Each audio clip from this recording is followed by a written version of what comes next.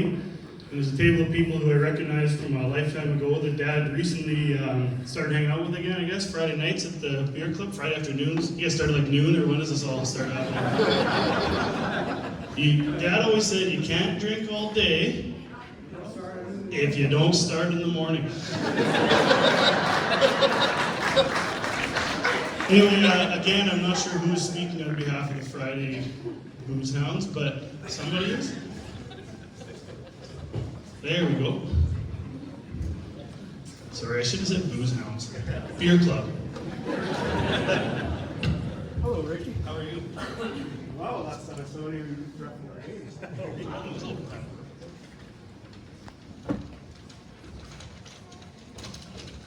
Crunched up paper.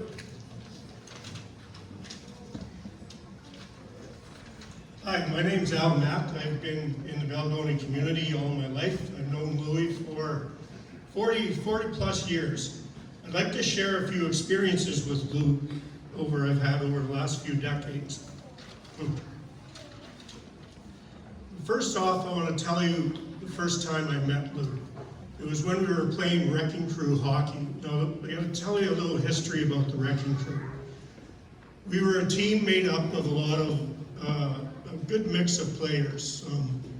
Some ex-Bisons, senior hockey players, some players that weren't quite good enough to play for the Bisons, and some players that probably would have struggled making Sunday afternoon public skating. But the one thing that we really had in common, we sure knew how to have fun. When we formed our team back in 1979, we approached the rec board and they said, well, we've got a time slot for you. It's 8 o'clock in the morning, Saturday mornings, 8 till 10 o'clock. So, well, okay, we'll take that. That shouldn't be a problem. What could possibly go wrong with that? Minor hockey's right after us.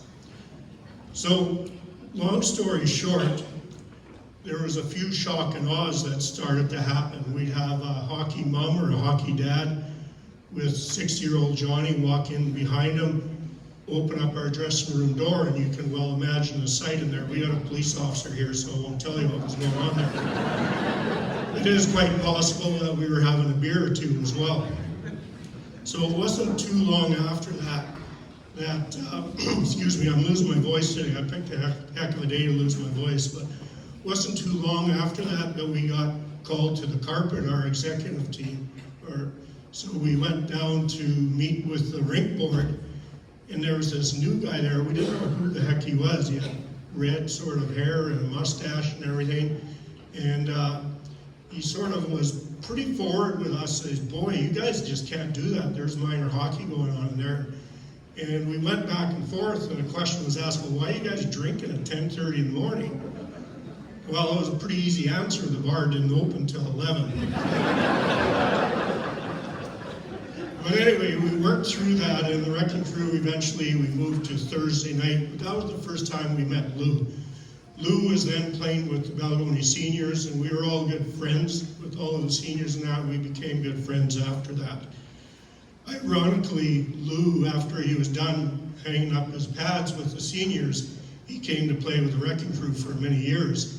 I was also the goalie with the Wrecking Crew, and so we shared the net. So we got lots of adventures there, and I could be up for a couple hours telling some stories about that, but I'll pass on that. After hockey season, the camaraderie didn't end there. There was slow pitch that Louis played with a lot of the people that are here today, and there was the good old BFL. Does anyone know what the BFL is? Richie probably knows. The Balgoni Football League. We put together a 4-team league for a number of years, and it was 7-man touch football. Louis also played that. So, a question, we all have a friend who's one of these elite athletes that, you know, they don't even have to break a sweat. They're just better than everybody, right? Louis was not one of those guys.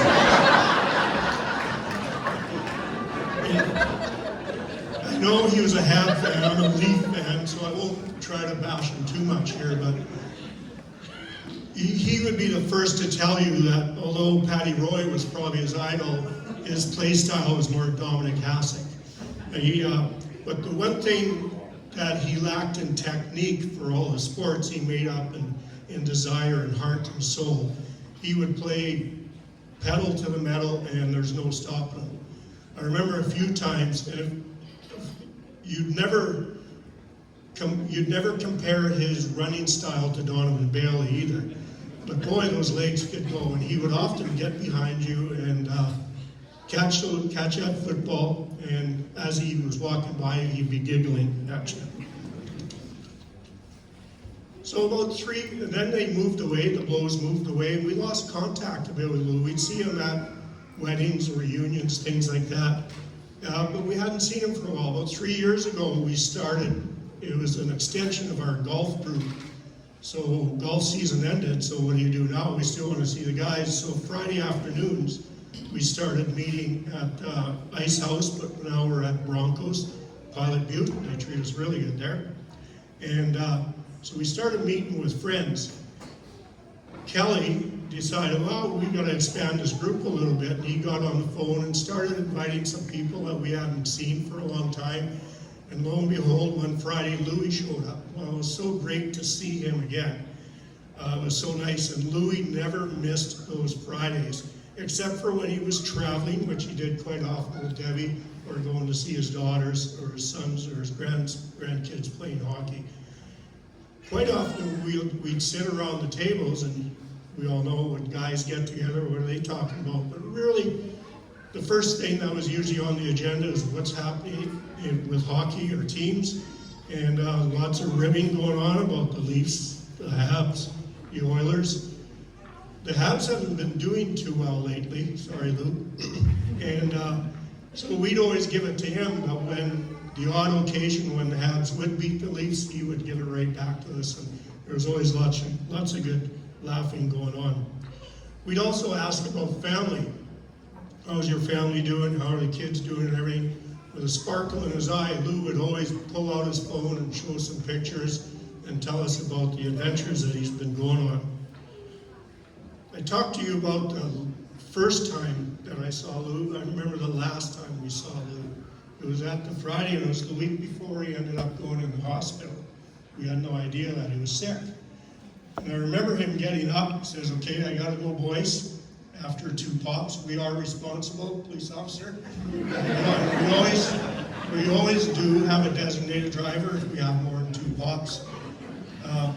When we were younger, we were sort of labeled young and dumb. Now that we're 45 years older, we're just not young anymore. We have gotten a little bit smarter. But I remember the last time Lou got up, paid his bill, and turned around, and we said, see you next week, Lou. And he says, you bet, with that big smile on his face. Never forget that smile. About a week ago or so, I went and visited my buddy Charlie, who's recuperating from back surgery. And we were reminiscing a little bit about Louis. And Charlie looks at me and says, you know Snuff? My nickname's Snuff. Says, the one thing I'll always remember about Louis is his smile and his positive attitude. And boy, did you nail that. A bunch of us now are getting on to the back 9, and it's really becoming clear to me that life really truly is a journey. It's not about quantity, it's more about quality. And Louis nailed that quality, nailed it to the T. I also believe in learning something new each and every day. A lot of you guys have probably heard me say that. The 3 things that really stand out that I learned from our good friend Louis. 1, be kind and respectful to people, even if sometimes it's difficult to do. He always did that. 2, smile. It's amazing the tension you can get rid of and have an enjoyable conversation with somebody. And 3, boy, did he nail this one. At least once a day, have a really good belly laugh. So, thank you very much. Raise your glasses and cheers to our good friend Louis. Thank you.